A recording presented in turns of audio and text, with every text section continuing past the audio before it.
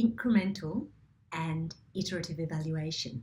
And it's got an even longer title, this particular paper, but I'm going to talk more about it soon. What I want to do is start with where we started.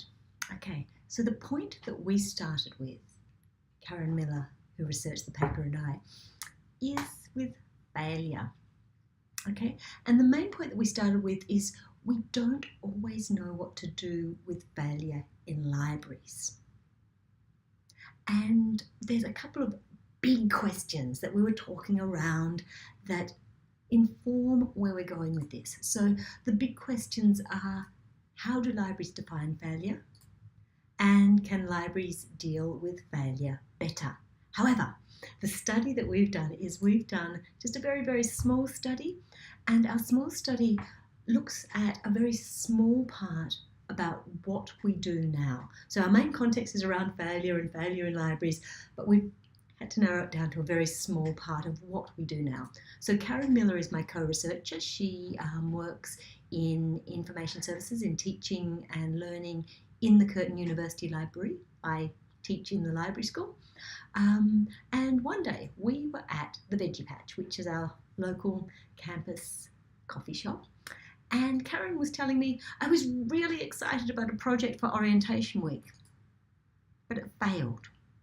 And what she talked about was a particular initiative called Pace the Space that was inviting students who were orienting coming into the university in January 2014 to be part of an augmented reality scavenger treasure hunt around the library. Now, this was done on the strength of a really hugely successful project with Year 10 students, getting them on campus, giving them a bank of iPads, having them go around the library during the session, doing the same kind of scavenger hunt. So the way it worked is it used Aurasma, and what it did is it had places around the library that you went, you pointed your Aurasma-enabled iPad at a device, at a QR code, and something like Tom Robertson would come out and tell you about it. So it was an augmented reality walk around the physical space to find out some more metadata around it. Okay, sounded good. It had a lot of publicity. It had really nice, attractive posters. However, it didn't work, and it was canned. Now, one of the main reasons it didn't work was that when it was bring your own device and do it in your own time, people didn't take it up. Okay, so when Karen was telling me about this, but it failed, my question, there's me, was what if libraries use that kind of information to improve projects before canning them so quickly? Because I think sometimes we do that. And now there's some conversation that happens in the next slides between me and Karen, and I can guarantee you we were that pithy and short and succinct and clear with what we were saying in the entire conversation. Honest. Okay, so Karen, when I said, what if instead of calling it a failure, we actually use that information for more? She said, so if we saw what happened with my project as information in an evaluation cycle. And I said, yeah, but you couldn't let it go so long without checking what was okay and what was not okay. Checking just at the end is too late to make any changes. So she very cleverly said, if we check more often, then we could use the information to change what we were doing earlier. So if we actually checked whether on day one many people had taken up, what the issues were, did some exit surveys, we could have maybe tweaked it for the rest of the program. And maybe we could use that information from small frequent checkpoints to change and improve our aims as well, not just the process. So once they discovered that it wasn't working as a student learning initiative, maybe the fact that they'd put all this energy in and done a whole lot of learning as Curtin staff, they could actually say, well, okay, it's not working from the student's point of view, but what's been the value for us as Curtin staff? What have we learned? What has it done for the next projects? What can we learn? What can we take away from this? What would be success now that what we were wanting to be success wasn't? Okay, and so I said, well, that sounds like what happens with software development when they use agile methods. And so we turned at each other and said, could we improve our library learning projects by understanding more about agile software development methods? So that's where the conversation came towards this research. And now let's go back to the title. Incremental and iterative evaluation works for software development, but can it be good for student learning initiatives in Australian academic libraries? So, incremental an iterative evaluation. Let's explain what that is first. Okay, when we're talking about evaluation, all we're saying is what we are doing okay? That's actually what we're looking at when we're talking about evaluation. And when we look at evaluation, this is my representation of legacy evaluation. I've got a lot of little diagrams where I'm trying to represent evaluation here. So what you do is you start, you end, you have time, and generally what you did is you did stuff and then you evaluated. Okay, so that tends to be the old-fashioned pattern of doing projects. However, we wanted to look at incremental evaluation. And I'll talk about how it fits in with software development soon. So with incremental development, what you do is you do stuff, you evaluate, then you do another little sprint and you evaluate, and then you keep doing little sprints and evaluating as you go. Okay, so true incremental development would just be do a bit, evaluate, do a bit, evaluate. Iterative evaluation, stay with me, these all interact, but I'm just talking about how they are different. Iterative evaluation starts off looking like your legacy way. You do stuff, you evaluate, but then what you do is you go back and evaluate again your aims, what you were doing at the start, and see whether you can reinterpret, redo what you've done, improve stuff, and evaluate yet again. So that's an iterative evaluation cycle. Usually it's done with incremental evaluation. So let's see the two together, and we're going to get a whole lot of lines all over the project. So you start, and this is just one model. Usually iterative evaluation, you'll see an incremental evaluation represented like this as well, sort of cycle, cycle, cycle.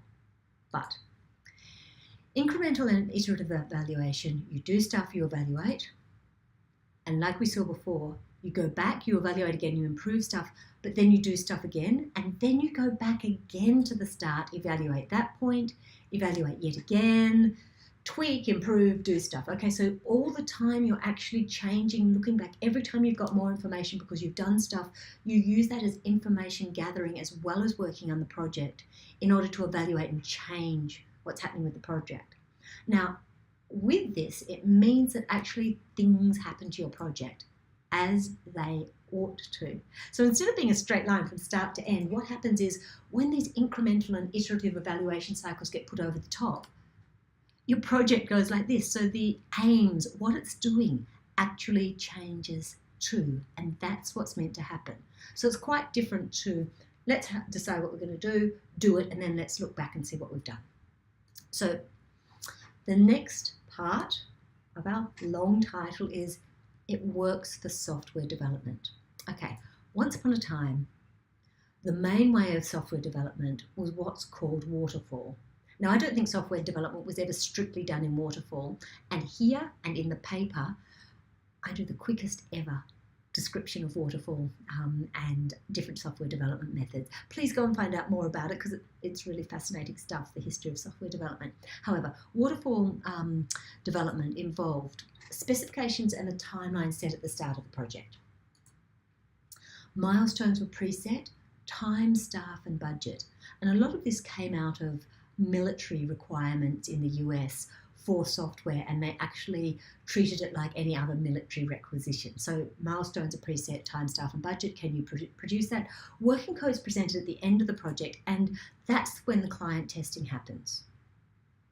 Now, what this has been called is single pass, sequential, document driven gated step approach. Okay, so the idea is that you have just step, step, step, but no checking and no doing anything else, changing requirements.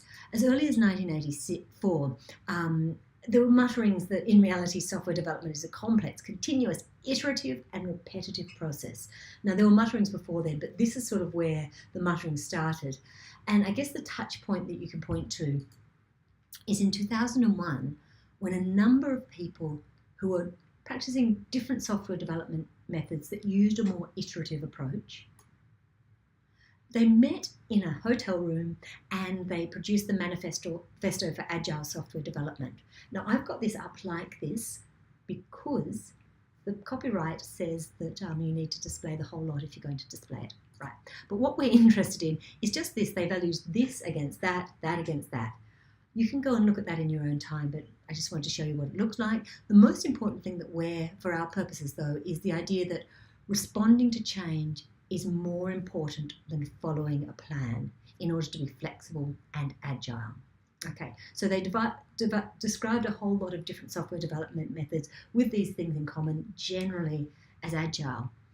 Now, they also have the principles behind the Agile Manifesto, 12 principles, again, worth having a look at and seeing, can we apply these in libraries? However, agile development is quite different to waterfall development. Specifications and timelines aren't set at the start of the project. You don't really know exactly what you're making at the start, and that's okay. Milestones aren't preset. You work in teams, work's done in small, incremental sprints, and you have daily meetings, and generally, and this is such a summary and so simplified, generally there's 3 questions that are asked at each daily meeting. What have you done since yesterday? What are you planning to do today? Any impediments and stumbling blocks? So it's a very close team knit, let's look and let's share very early on kind of approach to working. Instead of working code presented at the end of the project, frequent working code and frequent testing is an aim, and client is consistently involved. Okay, so quite different to the waterfall, which we'd argue we think matched more closely learning projects in Australian academic libraries. An important part of Agile is feedback loops. So back to the veggie patch where Karen and I were talking about, could Agile offer us anything in our academic libraries? And I said, look, I'm an out-of-touch academic. The stereotype I think about when we talk about evaluation in academic libraries is that photocopied evaluation form given out at the end of an info lit session that's maybe kept in a drawer and maybe looked again at the start of the next semester when whoever it is just slightly tweaking their PowerPoint set. Now, I'm not pointing fingers at anybody, and I'm sure this doesn't happen in any library, academic library today. I'm out of touch, okay? So I presumed that iterative and incremental evaluation wasn't happening in student learning projects in academic libraries. And Karen said, you may be wrong. Let's find out. So that's what we wanted to do. So what we wanted to do is find out when they're evaluated, what's evaluated, how it's evaluated, and changes made as a result of evaluating. Now, here's a spoiler alert. If you read the paper, you'll see that we've got findings. I'm going to mention findings at the end. However, for us, and I hope maybe I'll point you in the direction, for us the most value from this paper and writing this paper was creating a model for thinking about and describing when, what and how of evaluating learning initiatives in libraries. And particularly the thing that we were interested in, and I'm not going to talk too much about it, was the how many different hows there are of evaluation. So do have a look at the paper to have a look more about that. So incremental and iterative evaluation works for software development, but can it be good for, and really what we looked at was, is it happening in student learning initiatives in Australian academic libraries? Now what we did is we surveyed all 39 Australian academic libraries, we invited them. Of those we had 20 institutions responding, 14 valid responses once we sort of weeded things out, which at 36% response rate, I was kind of a bit depressed, but when we did some research, look in the paper, we found that that was a perfectly valid, perfectly fine response rate to draw conclusions from. Okay, so the format we used was a self-report survey about evaluation of a student learning initiative. By student learning initiative, we meant there had to be student engagement in the learning activity. So they actually had to do something as part of the program rather than sit in the audience as passive listeners, because that's how we were describing, a learning activity. There needed to be introduction of substantially different content or delivery methods when compared to other projects or programs within the 5 years before the initiative was run.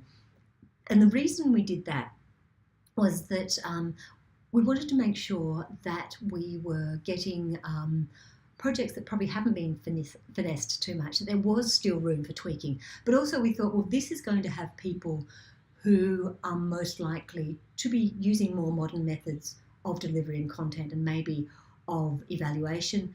So it was delivered between 1st of July 2010 and 30th of June 2015.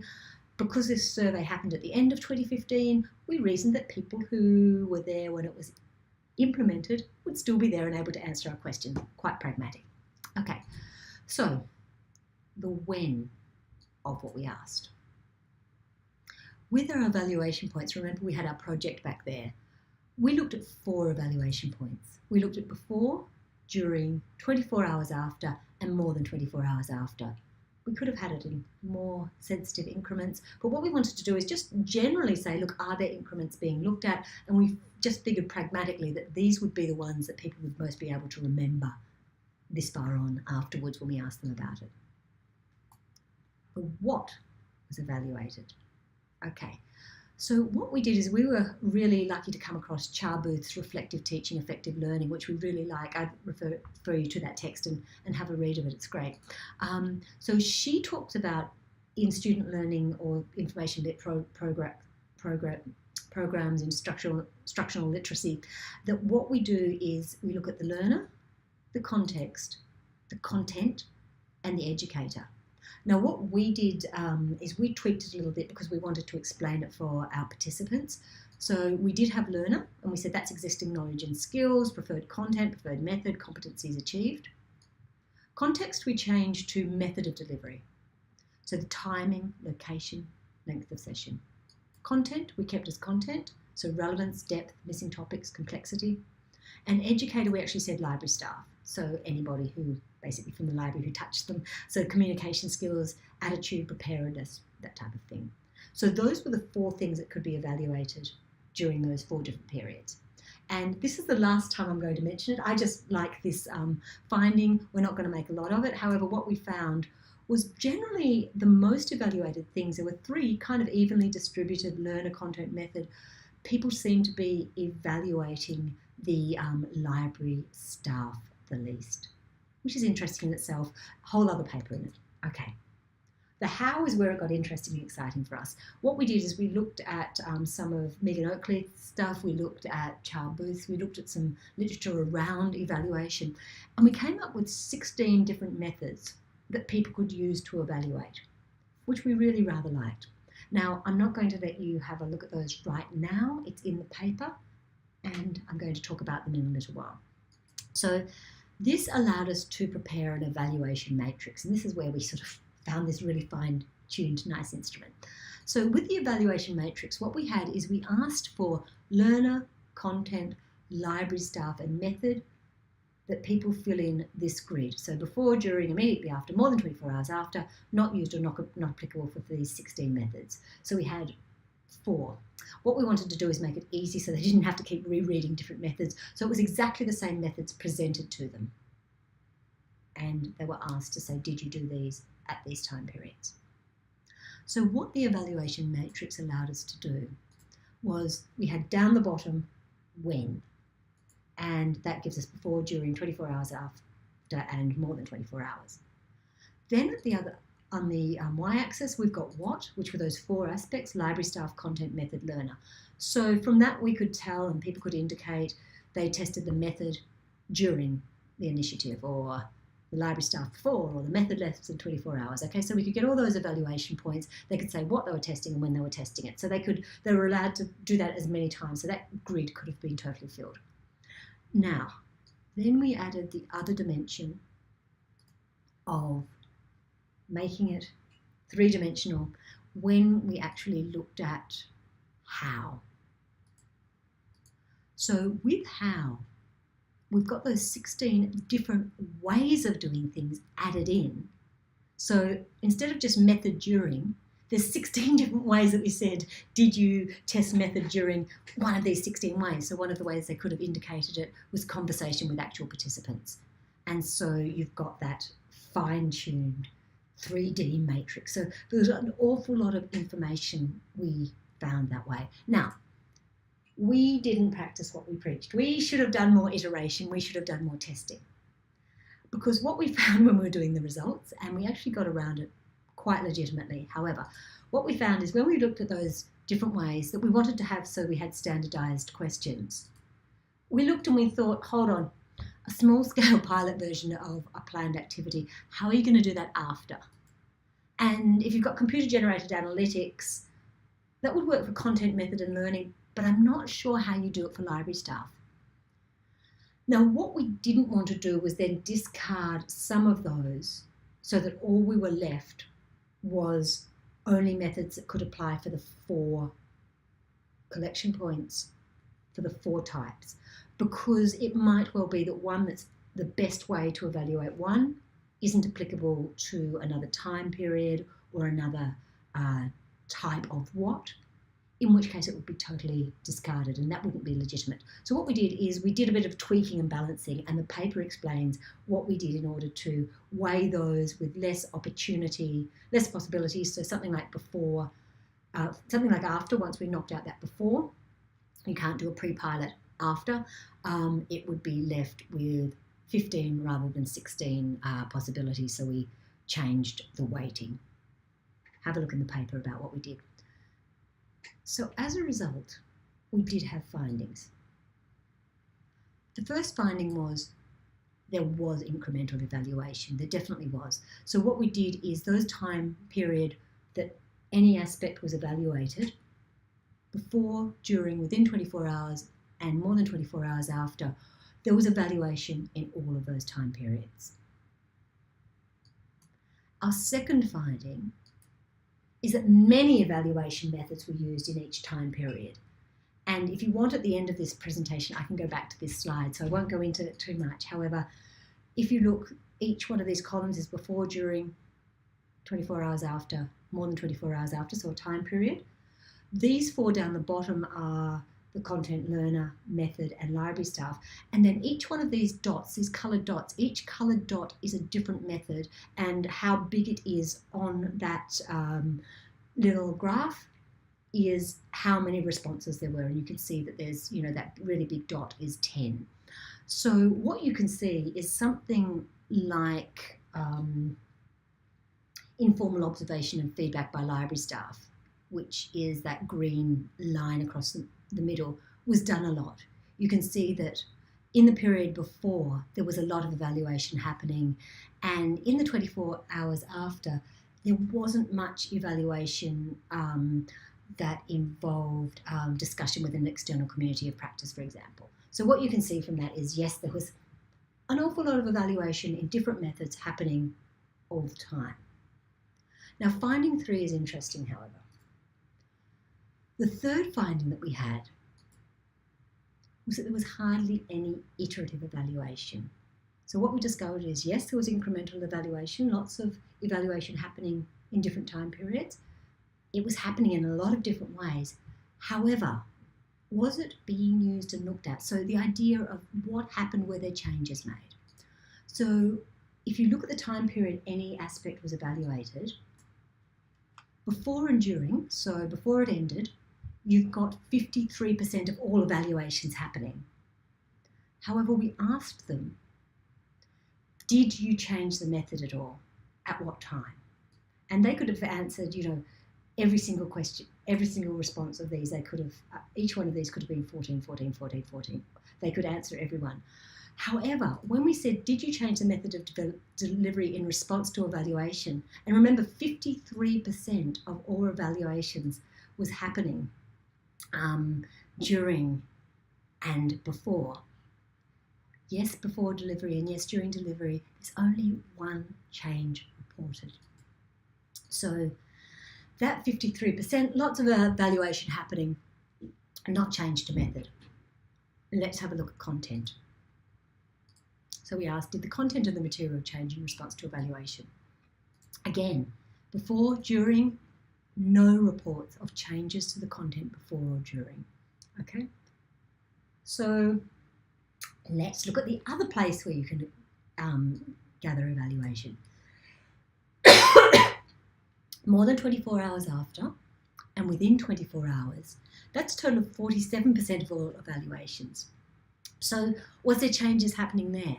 And one of the things that we wanted to know about were there changes to the aims and outcomes? Because if you think back to Karen's original Pace the Space project that was our starting point, when they discovered that it wasn't working as an intro to the library for students in orientation, there were probably a lot of different ways that project was successful in staff learning, in understanding about how to advertise, about marketing, about what first years wanted, about what to do in O Week, about busy times in O Week. And if they had have looked at their outcomes and aims and actually said, no, it was successful in this ways, and that means that if we fix and tweak these, we may well be able to achieve different aims with the same project and not throw it out, then that may well have meant that instead of calling something a failure, through iterative evaluation, they could have changed and tweaked their aims and outcomes. And that's why we asked that question. However, when we did that, we found that just before the initiative was delivered, during the delivery of the initiative, and after the initiative was delivered, even though 47% of all evaluations happened then, there were no changes to the outcomes and aims, which suggests there is a place for formal iterative evaluation in these learning projects that wasn't happening. Now, there's two possibilities here. What we've thought is that possibly we're really, really good at what we do, and people did evaluation and it just confirmed it. Okay, they evaluated, there was no need to change. They would have changed if there was room for change, if the information that they got told them that they should change, but they didn't change. That's a possibility. Another possibility is that we're constantly adapting, tweaking, improving in response to evaluation. But people didn't think to say it. They might have changed what they said, for example, in the middle of a session because they could see students looking puzzled, which would be feedback from actual participants. However, it wasn't formalised, so it actually wasn't in their mind as some kind of formal change made in response to evaluation. So, in conclusion, as a result of our investigation, we've got a couple. One is that student learning initiatives were being evaluated like mad, which was kind of a nice finding. Our idea of what evaluation is was quite changed by this research, and the fact that it was happening was quite a nice surprise. I was cynical, I admit. Okay, but the information obtained was not really being used, or not being used to the full extent. So our main conclusion is that student learning initiatives in Australian academic libraries could be improved by formally adding iterative evaluation to existing incremental evaluation. If we actually formalised this as part of our methodology, looked at ways to improve it, looked at ways to actually stop and think, can we actually improve here at this point? Even if the answer is no, actually adding that formally in, it looks like some of that really effective, quick, agile thinking that happens in software development may actually work in our libraries. Thanks.